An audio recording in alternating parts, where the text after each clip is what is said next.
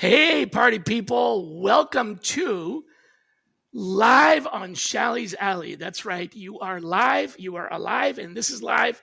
And it is October 3rd.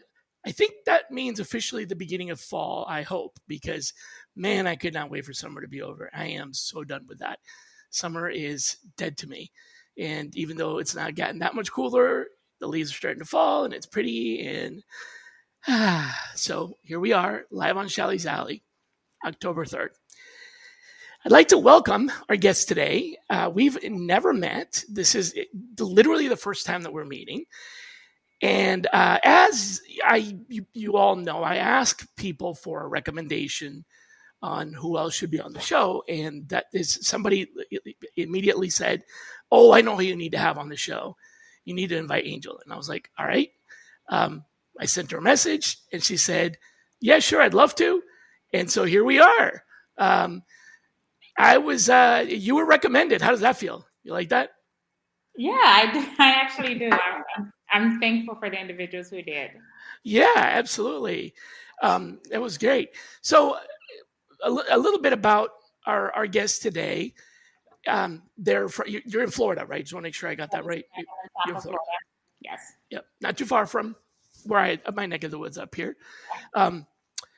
So you're the founder of Unplugged Connect, a movement that sparks deeper connection in an increasingly digital world. Yes. Been working for about 8 years in building high performing recruiting teams and leading diversity strategies and negotiating offers. You said you've negotiated more than 10,000 offers. Yeah. In the corporate, government, and tech sectors, Yes. at Randstad, at Manpower, Huntington National Bank. So kind of data driven with a people first and connection, policy type of background and scaling, right? Is that it? That is correct. That is correct. Cool. So we want to talk about today why recruiters should think more like architects, like workforce architects, and along the ways, explore your ideas on the future of connection, right? So as a kind of a way to kind of get things started, your background, your career shows a pretty unique blend, I'd say rare blend of high volume recruiting, from like major partners like Randstad and Manpower, RPOs, and high volume. You've also done strategy, and you've also done people first leadership. And those are three, different worlds, really. I mean, high volume is very transactional, very churn. Strategy, very, thought intensive and future driven, as opposed to transactional, like what do we need today, like literally in the next hour. You've trained national teams. You've done lots of negotiations. And you said you created a card game. Yeah, I have. So all of this is not a typical TA path. Tie this together for me. Yeah. So to give you a quick rundown, before TA, I was a therapist. So I was a therapist for over 5 years, traveling with a traveling therapist. Wow. I was with NAMI, so I worked a lot with mental health, and it led me into the workplace because I noticed that a lot of individuals were having a lot of issues in the workplace. So I thought about switching career paths and really getting ahead of the game when it came to mental health, which led me into TA because I thought if I interacted with the individuals ahead of time and start building those relationships, we can find additional resources within the companies so individuals can be just overall well-rounded in their role. And I fell in love with TA and I stayed in TA. And here I am now working with Huntington Bank. I am the founder of Unplugged Connect, and it's about building authentic relationships in the corporate space, at home, just so the individual can just be their full selves all throughout. And I'm super excited about chatting with you today regarding that. Wow. So, people ask me when they're exploring the opportunity of becoming a recruiter, and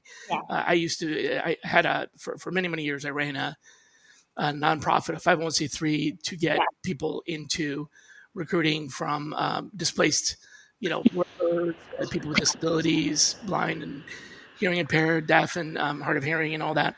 And I got asked a lot, what does a recruiter do? What's day in life? And I actually describe it a little bit as it's like you're part project manager, you're part negotiator, you're part diplomat, and you're also part therapist. Yeah. And like you kind of like, because you do talk to people that they've had a hard time with switching careers. They're having a hard time finding a job. They're having a hard time at their job. It's just like, job satisfaction is a huge part of, even if you don't live to work, even if you just, work for the paycheck, it's still a big part of your life. Even if you try to not let it get to you. So yeah, the part therapist is sometimes you have to address that human side of it. You can't just, transactionalize it to the nth degree. So what is the card game exactly? Like, how do you play it? I'm just curious. Yeah. So did you bring it? Can we play it now? So Unplugged Connect, it is a card game. It typically can range from one person to 6 people. I typically tell people it's really great to have it with somebody that you really trust, because it's going to go past that superficial level of knowing someone. And I tell people all the time, when it comes to building authentic relationships and being a partner, whether in the workplace or you're at home, you have to hit the rough patches of who a person is to be able to truly understand who they are. So the card game really structures around very hard questions that a lot of people try to navigate away from.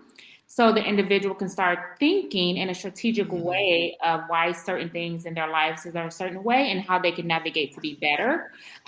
One example, I have a friendship deck, and it's just really about really showing up for a friend in a way that they need it, not the way that we perceive it. Or that we think we should, right. We should. And even in the workplace, we have so many different personalities.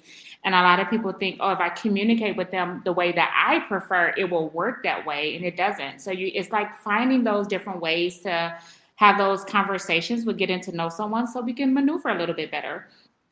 And that we can up. So it's those type of questions. They're typically between 120 and 160 different cards in 6 categories. Focusing on different parts of a life and how we can combine.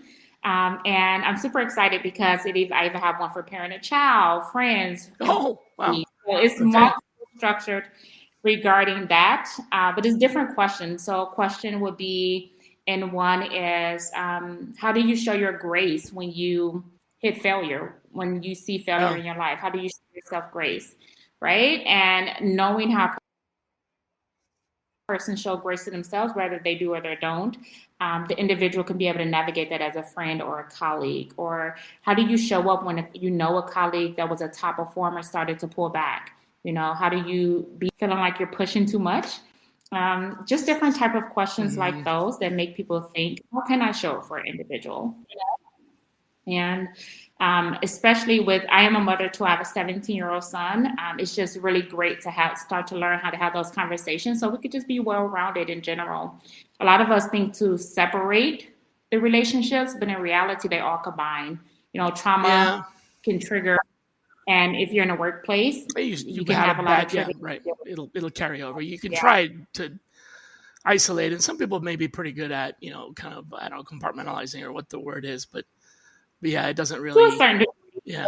Yeah, it still rolls over when it's tough to have a bad day at home and then try to, or vice versa, to have a bad day at work and then try not to be at home. Vice versa, And I'll just speak from my own personal experience. Like when I was a therapist and I worked for NAMI, I worked with a lot of doctors and a lot of officers, and speaking about suicide ideation. A lot of that did transfer into my personal life to where I gave so much, where I was depleted when I came home. So I couldn't give like that emotional full capacity as a mother or a partner because it was already depleted for me giving it out to so many individuals. So even though we can compartmentalize and be able to lead in different directions, it still slowly starts to bleed in other areas if we do not try to get ahead of it. And working in the corporate space and working under different sectors and working with different partners, it really matters because those triggers show up in different ways. And if you don't understand that somebody may have a trigger based off of a simple email that you send out, or if you're interviewing a candidate and you're responding a certain way, certain triggers can arise regarding that. So the Unplugged Connect is really just to understand the mindset in a different perspective. I know you spoke about earlier about just being that architect, and as a consultant or recruiter, you have to have that mindset where you look at different avenues, not just screening someone and seeing if they're a good fit, but looking at it from a personality perspective, a culture perspective, so you can really get a full understanding of that individual. So when you present them to a leader, they have a full grasp of who this individual is, not just their qualifications, but the things that's beyond them. And I always tell people the best way to know someone is to ask those questions, to get to know them, have a natural conversation, talk to them like they're your friend. And you get to really see more of their personality when you're interviewing them. You get to see more of their personality when you're asking those more deeper level questions, whether it's how many kids you have, if you have a cat, or things like that. You get to get a full understanding of who they are, so you can see what type of employee or partner Gotcha. can be. All right. Well, that's quite the trajectory. Pretty interesting way. I honestly can't say I've actually met anybody that used to be a therapist and got into recruiting. I'm sure there are many others, or it can't be that unusual. But that's quite the path. So you managed some pretty large teams. You had 35, 36 recruiters. And one of the things I've run into when managing large teams. First of all, I've managed both large teams of direct reports and also managers of managers. So like I've directly managed individual contributors. I think the largest team that I ever managed directly was 23 people that reported to me, that's insane. By the way, that's a lot of people. And I've also managed or led, I've been a leader of leaders, right? So leaders that have people that, report to them that are individual contributors. And between those two, there's a big difference. But when you have a large team of direct reports, that's what I want to hone in on. If you have more than 6 or 8 direct individual contributors, how do you balance the pressure of the metrics and the justification and the volume in this kind of what you're describing? I mean, this sort of this people first connection setting that you like to build. How do you deal with the two distinct goals, right? Yes. So one thing that I tried to, when I was leading my team of 36 recruiters, the first thing I did was do a personality test for every last one. Can you tell us? To really understand how they operate. I use Crystal Knows. It's a quick summary. It gives you a summary of who they are. And I was able to see how they communicated, how, best preferred ways to email them, things like that. So I put together like this real customized chart. I love Excel. Excel is like my best friend.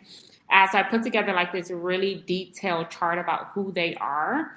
And then when I started working with them in regards to our client base, because I had 2 clients at the time that I was supporting, I was able to help navigate their metrics regarding that and have those conversations. When I first started with them, it was very rough for them.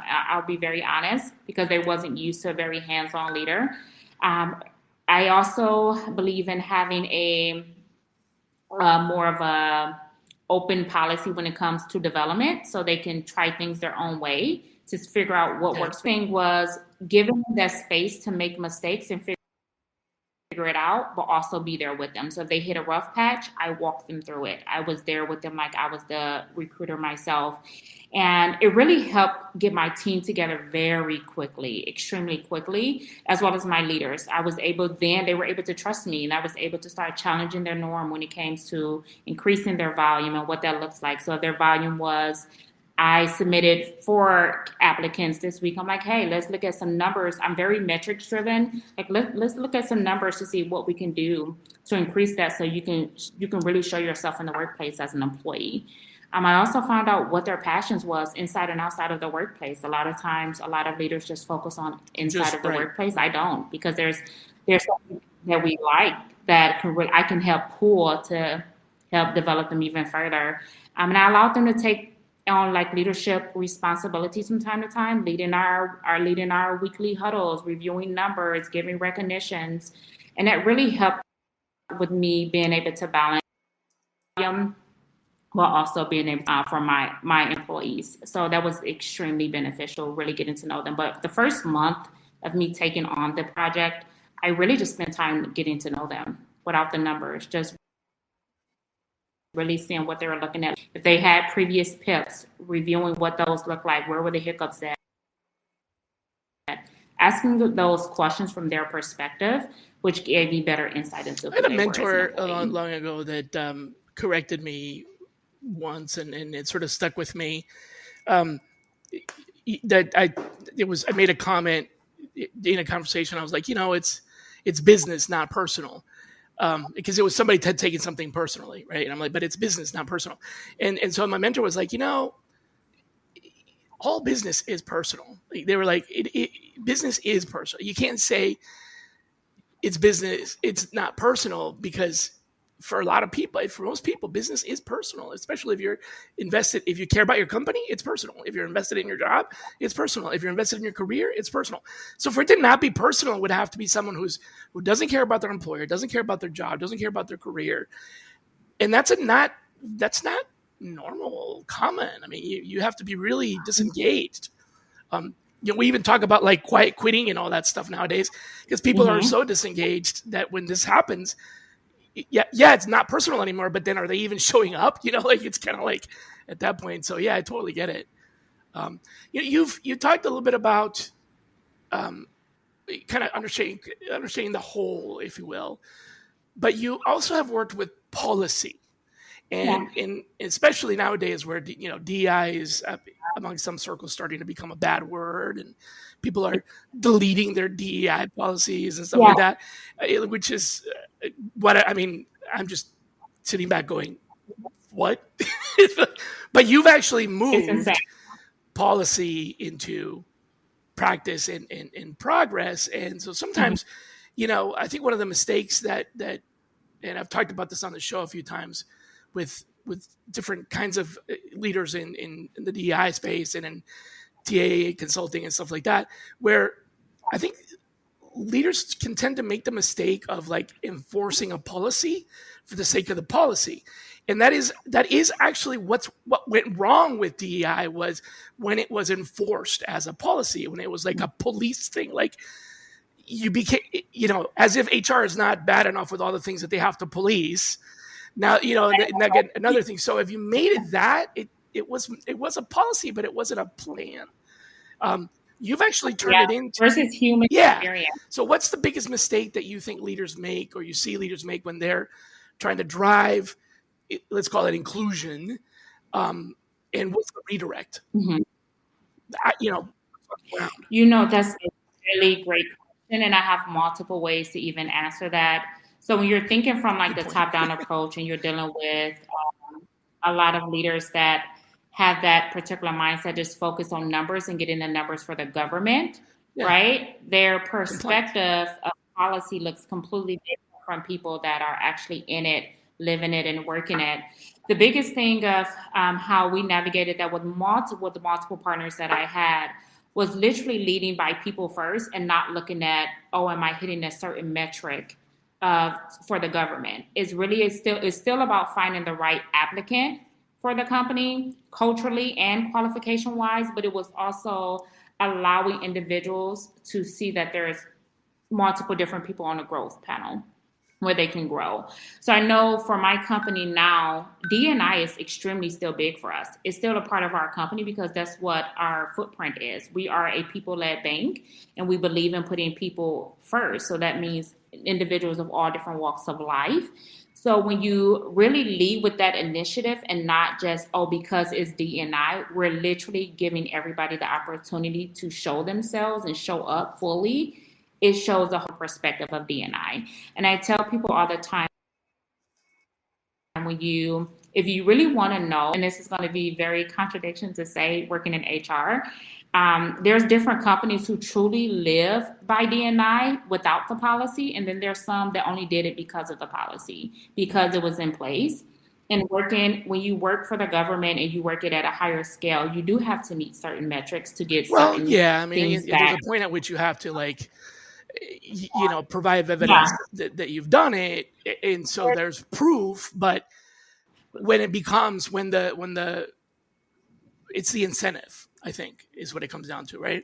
If you incentivize a bunch of Yeah. recruiters to make phone calls and you're measuring them by the numbers of calls they make, they'll make a lot of calls. It doesn't matter if they turn into hires because you're measuring them on the calls. So it really doesn't matter Yeah. whether it's diversity or any subject matter.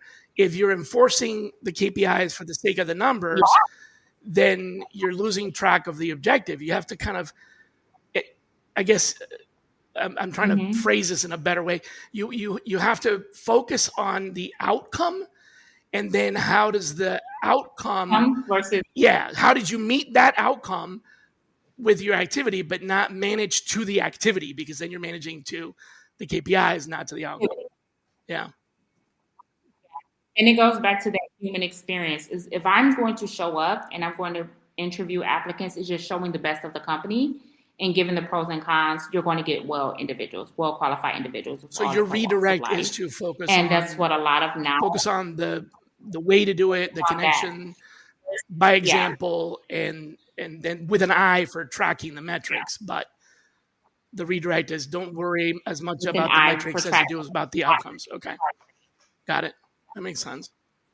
Because it brings, when you're more authentic, when you're more people led driven, you're going to get diversity because they see the truth. They feel like they can be seen. They feel they can be heard.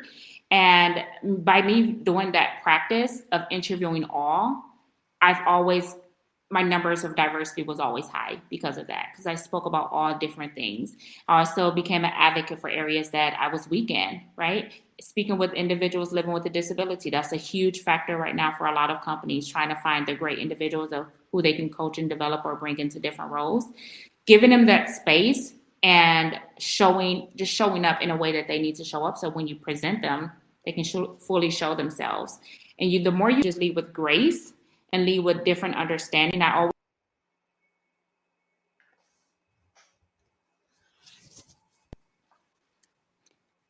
Oh, there you go. You back? You muted, got muted for a second there. Still there? Did we lose you?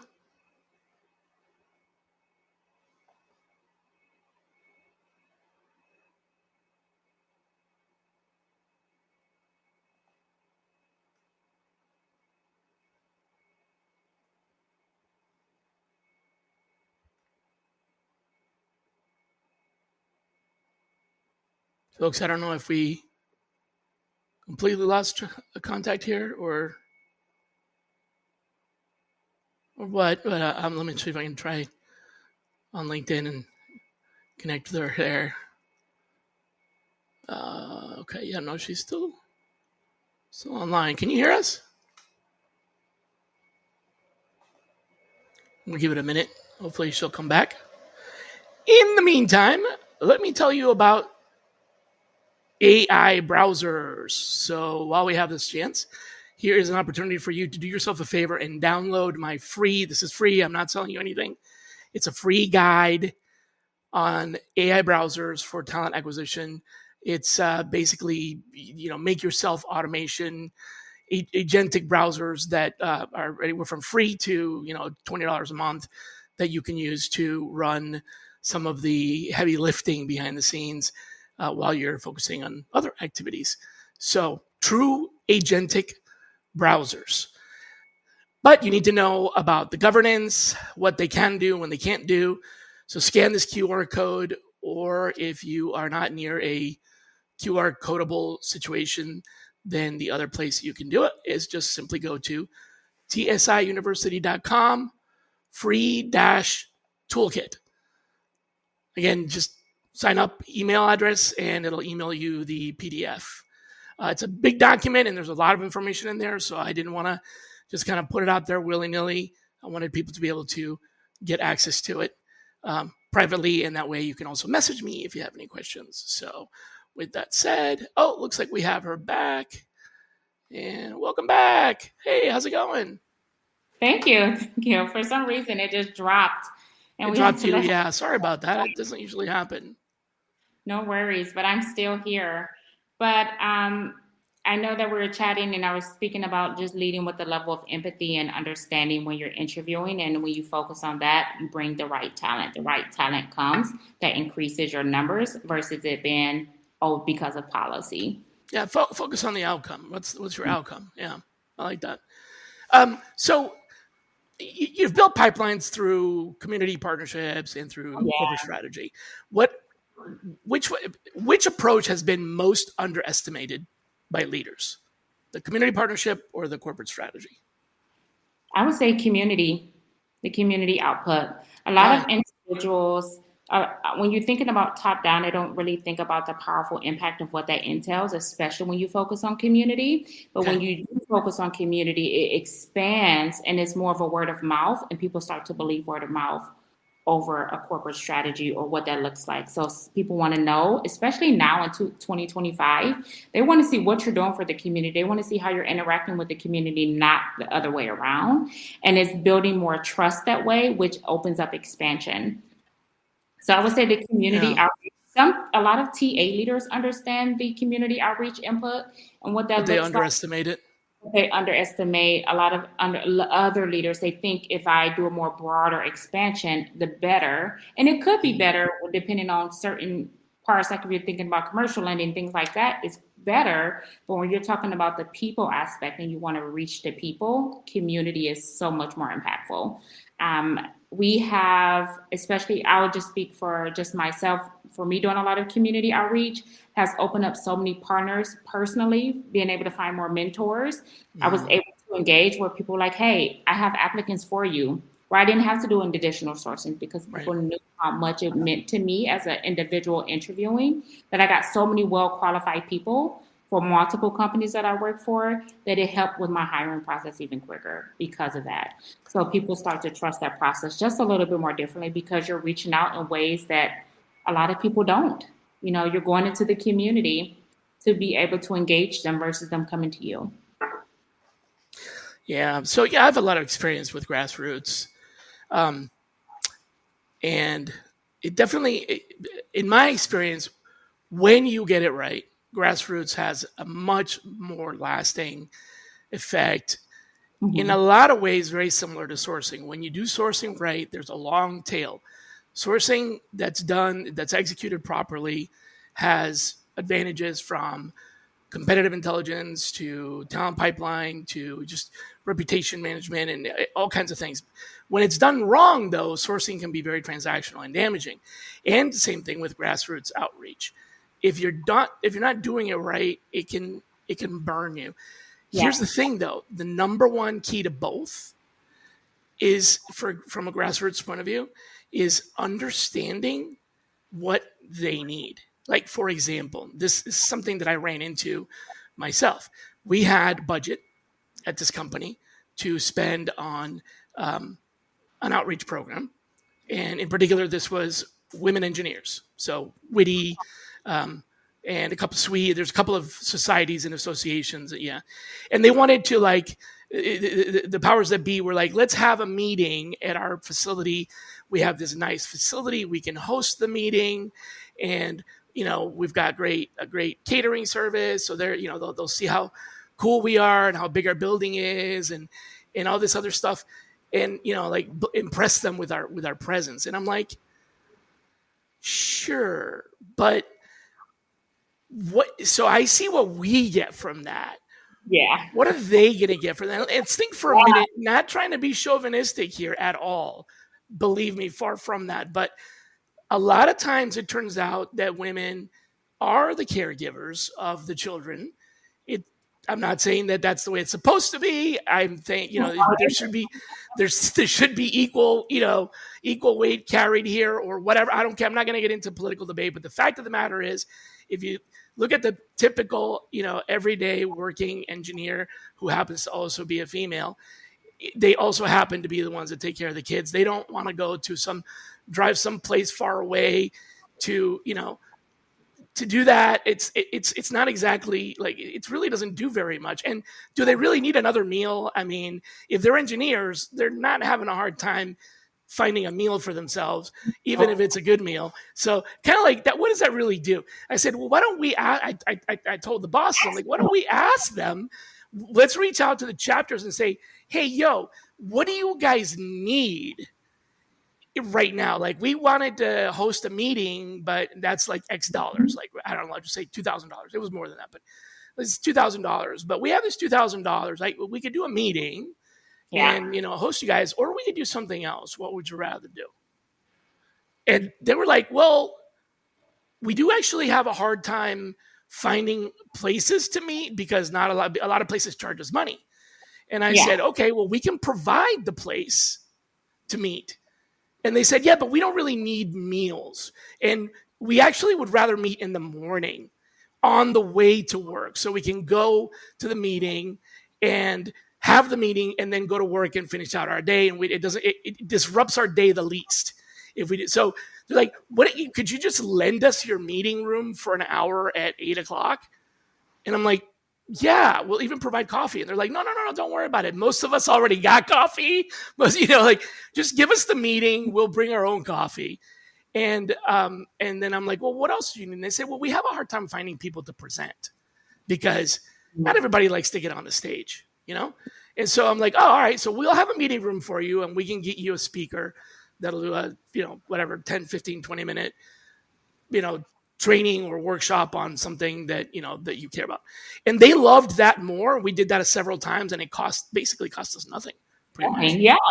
And so then we took the money and used it to buy advertising, which for them was a distribution. So we gave them the money, and they sent out emails on our behalf, which got us a lot more traction than And that was just one example, and there's so many others. So with grassroots, it's like, if you think you know what they want, they'll take it because, hey, sure, we'll have a meeting at your facility, but really we don't need the food, we don't need this, and we don't want it to be lunch, and we don't want it to be happy hour because we don't want to encourage drinking, and all these things are like, coffee in the morning is fine. Yeah. So if you don't nail that, then you just alienated that group. And that is so true, but I also believe it goes back down to the first, what is my whole point of connecting with them? What was the point of that? Right, exactly. Why are we reaching out to you in the first place? We're reaching out to you to let you know that we employ women who are engineers. And we are a women-friendly workplace. This is not a, workplace where you will be Googled at we have safe parking, well lit. We have escorts to the car if you need it. We have access to commutable, transportation, all the things that anybody would want, male or female. It's a good place to work, and you probably don't know about it. So that's really all we needed to know. That's it. And if they lean more on, and I tell people, if a company leans more on its employees for new ideas, that's the best way to do so, because you get the real information of what's important to them. And if it's important to a large group of people, more than likely it's more important to the more of the community as well that they're surrounded by.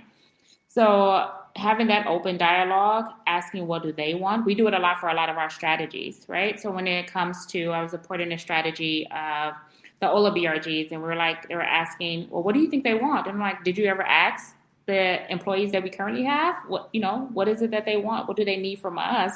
So they can feel supported. That's going to open up expansion. And no one never thought about that. Just a very simple question would get into the root of it. And when we were able to set up those local, more cadence kind of smaller groups, we're able to get a big broad of what they were looking for as a whole, which have increased our numbers in the Hispanic community, because we asked directly what that is that they were looking for. What do you want? And what's going to help you, and what I like to draw like a Venn diagram, right? So start with what's the problem? What are you solving for, right? In this case, in the point of like community outreach for diversity, this was specifically gender-based initiatives where we wanted to increase applicant flow in the female category, right? So it wasn't a problem, first of all, but that was the goal. So it's not like, oh God, we don't have any females. It was more like, we want to encourage that. So that was the goal. So we start with that. And I like to draw a Venn diagram where the other two circles of the Venn diagram are what do you need, as in, the group, right? Absolutely. And what are we able to provide? So here's what we need. What do you need? And what can we provide? And if you like those three things, and you find in the middle that what we have that you want, that we also want, then you got a grassroots program. Otherwise, you just got marketing. Yeah. I think a lot of people don't truly understand what grassroots truly means. Sometimes they just think. Tell us, what does it mean? What does grassroots mean? Why don't you define that for us? To me, grassroots is beyond just connection. It's really creating some type of transactional relationship that can help with expansion on both sides. It's right, also their goals as well as connection on a deeper level, right? I can connect with you and say like, hey, send me resumes. Doesn't mean that we have a real authentic, deepened connection where it's going to lead to hires, right? You can send me resumes and I can look at them and just leave it there. But if I know like, hey, Shally sent these individuals here, I already vetted out certain things. I know there's certain skills that we can use and constantly have those dialogues and conversation. Now that we have a relationship. And then it's more deeper. Now I know like, hey, this, like the University of Michigan, I'm just going to throw a random college. They have really skilled individuals due to their master's program. So we know that they have X, Y, and Z of what we look for. Now I know I can connect with their leaders. Now I can connect with their teachers. Now I can go inside of there and have more conversations to open up what it looks like. So our name is more big to them. And that's how I look at it. It's really bringing something to the individual, not always getting something in return. Because sometimes it can be on one side a little bit more while you build things up, but really going into to create a transformation on a deeper level. I think I like to describe it as grassroots is bottom up. Like that's why I'm thinking, I don't know if that's where it came from, but I'm thinking like the grass grows up. Yeah, like it comes from the root. So bottom up is grassroots. Strategy is top down. It comes from, the vision, and then tries to so the rain comes down and waters the grass, but the grass has to come up, right? That's kind of how I see it. So in my world, or my version of it, I meet people where they are. So that's their neighborhood, their school, their community, whatever that means to them, because I don't want to dictate the community part of it, right? Their community could be, for some people, community is soccer. For other people, community is church. For some people, church is soccer. But that's not up to me for me to define. It's where is the community, and then meet them there instead of having them, again, don't get in the car to drive to our office unless you actually want that, right? Yeah. So meet them where they are in those hubs, and then start there, right? Like first go there, and then what do you need? And if at this point all they need is basically something to get started with, and we do that. Right? It's the most basic. I think one of the biggest success stories in the history of the world with grassroots has been RLFs, revolving loan funds. You familiar with those? Very similar. So yeah, I mean that's something I had a lot of experience with in my previous career. And basically what it is, it's a small amount of money. It is money, but it isn't money that you give, because when you give money, there's the expectation that it's free money. Like, I got this money, I can do it. It's a loan, but it's a loan that has a condition. It's a loan that you don't have to pay back to me. It's a loan that you have to pay back to the next person. So I give you, let's say, $100 in order for you to be able to buy something that you, let's say, a sewing machine. Okay. And then you buy the sewing machine for $100, make some dresses, sell them, and then you take that $100 and you give it to the next person who needs to buy an oven. And then they make bread, sell that. You see what I mean? So I never supposedly get the $100 back, because it gets passed from one to the other. And they then the members will determine who's the next person that gets it. And so they just keep going that way. When they're paying back, they're not giving me back the money, they're investing in their community. And that really works because exactly what you said, you get people involved in what they care about. This is what that person wanted.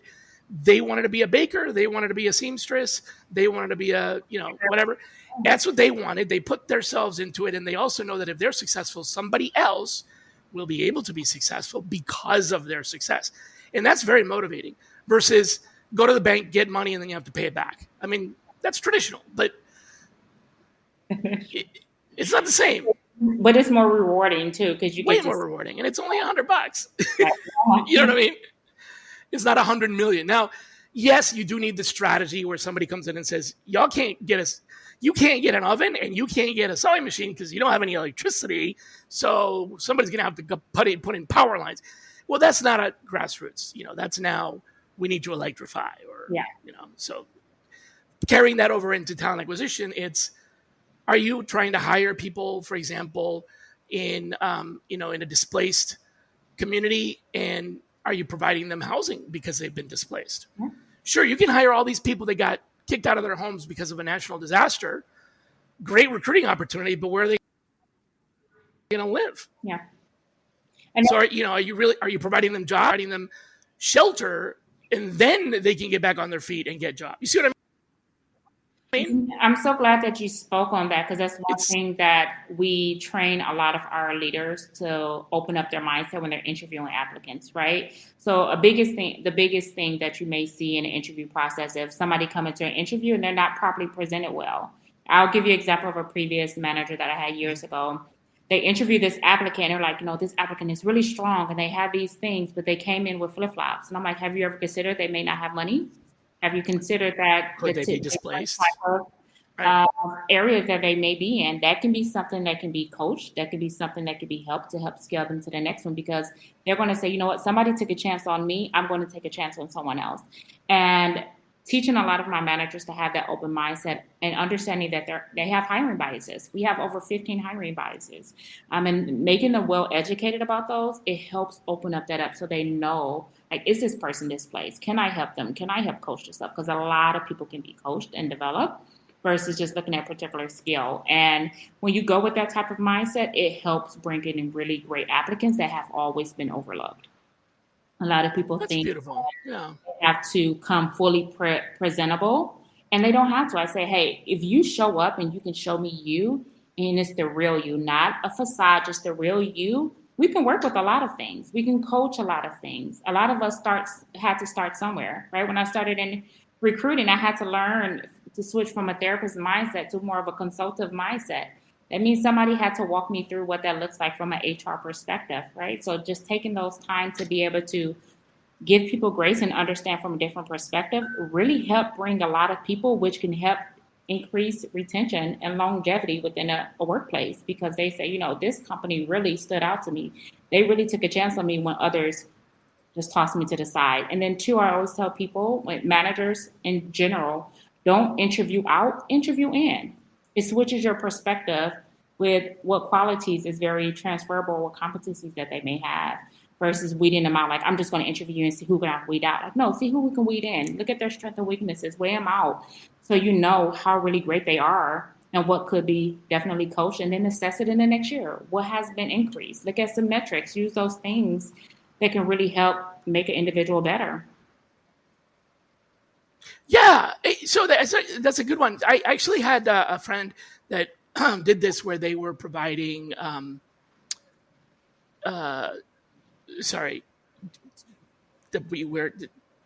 jackets, suit jackets. So they went to a conference, a career show, or a career, I don't even know what the right word for that is, a job fair. They went to a job fair, and they brought suit jackets. They brought like a wheeled. You ever see one of those like wheelie wardrobes? Yeah, it's like you know what I mean. So they literally wheeled in with like a wardrobe of like, I don't know, a stack of different size suit jackets, right?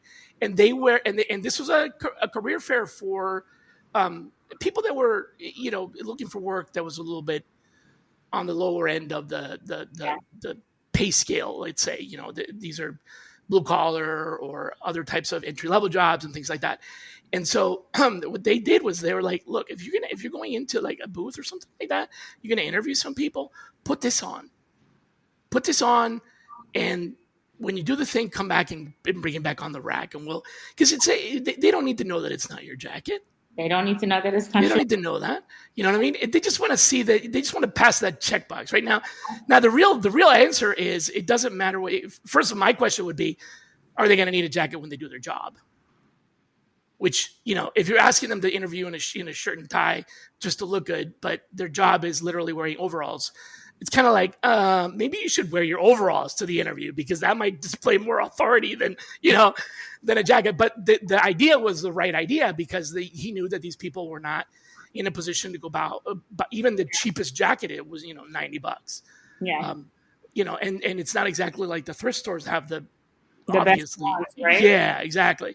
So this is what they did. They loaned them out during the day, and then they had tags on them. People would bring them back and swap the tag, and it was like interview day jackets for people who, I thought that was brilliant. I It just, I was is like, brilliant. that's It's meeting people where they're at. And then exactly what I was saying. Yeah. you meet them exactly where they're at, and you never know what type of career path you can create for that individual by just giving that type of grace and Just lead. that one little thing, That one thing. which they probably didn't even think of because it wasn't in their mind. Like, oh, I got to go buy a jacket. They were like, I can't afford the bus ride. Yeah. So, yeah. So that's pretty cool And stuff. I'm so glad that you spoke on that. My current company, we have two different ways. So we have an individual that cannot meet and attend our actual trainings. We do a Okay. virtual. We have them do a virtual where they don't have to commute further and they don't have to go to our training lab. So it's literally meeting them where they're at, especially if they're honest and say, hey, I can't, but we know that they could be a really great employee.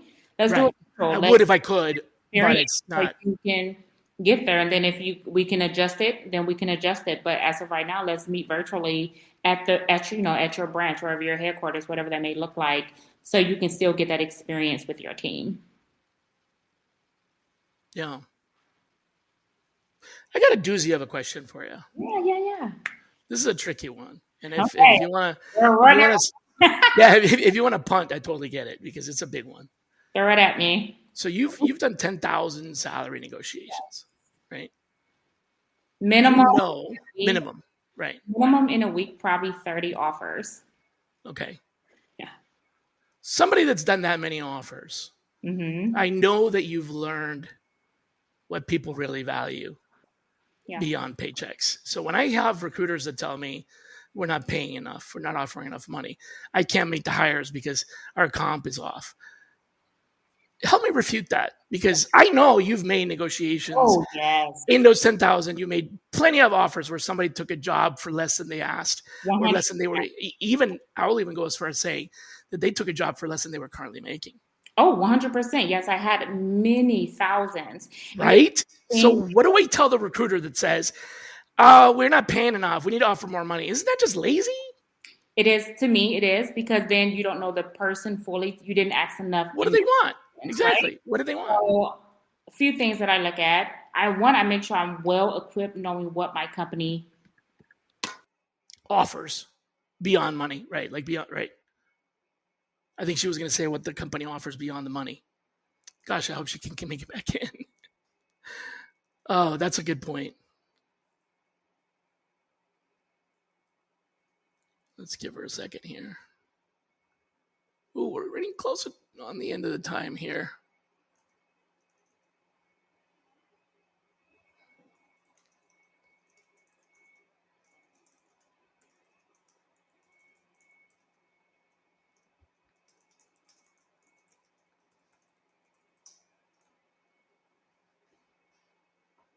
Hope you can make it back in.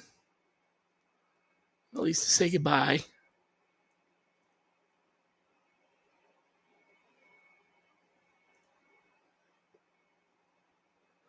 I'm sorry about this, folks. We seem to have a connection issue.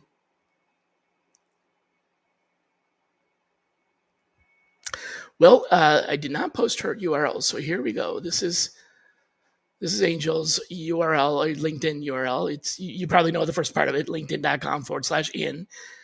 So just type in Angel DBA and oh, I heard something. False alarm. Okay.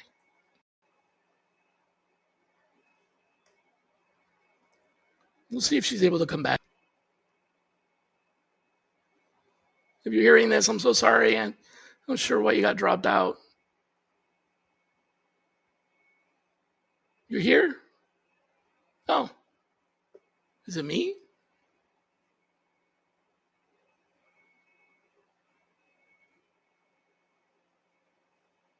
Oh no.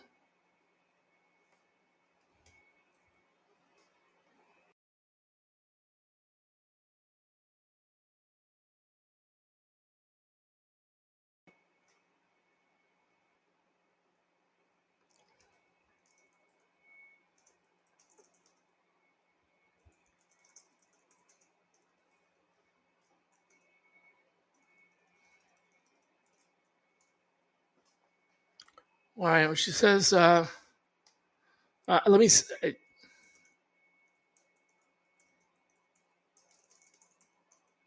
I just asked her if there's anything she would want me to say, so I can communicate it because we're getting pretty close to the end of the show here, and not seeing her logging in.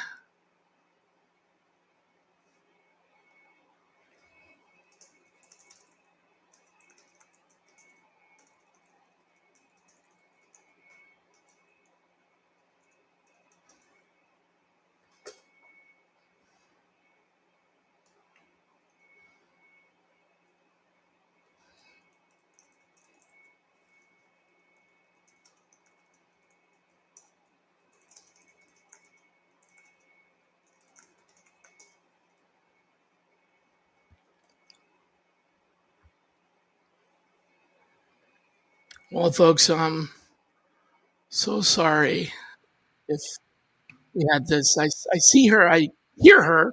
I can hear you. Say something. No? Can you hear me, Shally?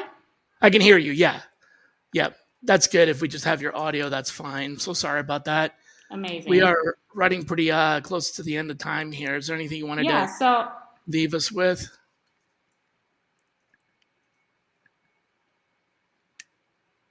How about the salary question? You there?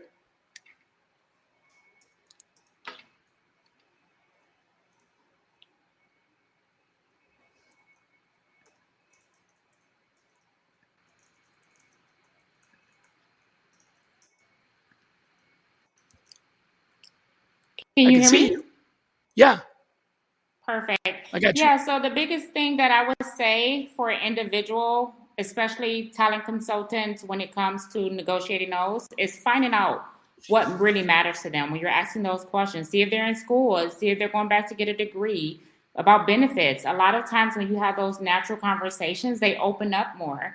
I have a lot of women that say, or men like, hey, I'm starting a family in the next few years. So I start focusing on the benefits that we do have and say like, hey, you can get these extra amount of benefits if you become an employee. And then within a year, we make adjustments, giving them that more insight, authentic relationship kind of conversation, which helped let me win over a lot of people, even individuals who probably took a 15, 20. Sometimes I have people take a $50,000 pay cut depending on the type of role because of the type of internal benefits that we have. So I tell people, get very involved with knowing what the benefits are. Have those conversations. And then if you could share from a personal perspective, one of my clients, they also gave away free therapy sessions. They gave away physical therapy sessions where you spoke with somebody if you had any issues. So speaking on those things from more of a personal level too helped me win over a lot of conversations and helped me pull over a lot of great individuals.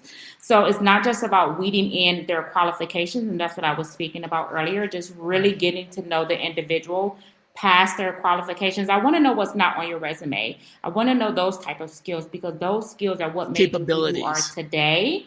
Yeah. Which has helped me understand who you are now. So when a talent consultant look from that perspective about weeding in versus weeding out, it really gives them that knowledgeable information. So when an individual says like, hey, this is a pay cut, I can speak and say, hey, though it's a pay cut, you're going to get this, this, this, and this. And then let's weigh it out. Let's have a conversation. Let's set up another coffee chat, what that looks like so you can see. And then let's go from there. And it has won so many people over because of my honesty, and I led with integrity as well. So not trying to facade somebody way in or just sugarcoat or just, no, I don't do any of those. I'd be very honest and transparent with the individual, letting them know what we can offer, what we can support, right? One thing that one of my previous employees also had was 2 different types of educational benefits. After a year, they pay a full ride. And a lot of people are like, that's extremely important. That's a lot of money, I could say. That's a chunk of money right there. So, or if they're raising a family and they need to go through IVF, one of my previous companies paid over $30,000 on top of additional support. Like that's a lot of money that they're saving in another area that can help them start the family or whatever that is that they're looking for that's going to bring that complete happiness to them. So I tell consultants all the time, weed in versus weeding out, and ask those more natural conversations. Don't jump straight into the interview. Hey, tell me more about yourself. What's more important to you? one of my biggest questions is, what do you want a company to provide to you? That gives me a quick breakdown of what they want very quickly as I'm analyzing them throughout the conversation. That's great. You're providing them more than just money. I mean, it's money in other forms. There's other forms of money. You know what I mean? So, well, this has been a really educational chat and very animated. Thank you so much for your passion and your leadership in Yeah. this area. I'm very glad that I was introduced to you. We're a little bit over time, but I did want to ask you a question that I asked everybody, and the reason that you're on the show today. Who should be our next guest? I'm so sorry, I can't hear you. I said, who should be our next guest? Did you catch that? Let me put it in the chat.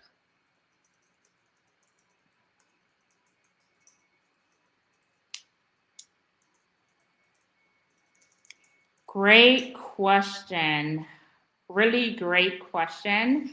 I know a few VPs that can speak on a very higher scale. One, her name is Kelly Blackman. She is a VP of in HR, which is really great. She can speak on multiple magnitudes of like career development, mobility, what that looks like, how to have those conversations when you're trying to grow yourself. And I always tell people, even applicants, you have to be a headhunter when it comes to your own career.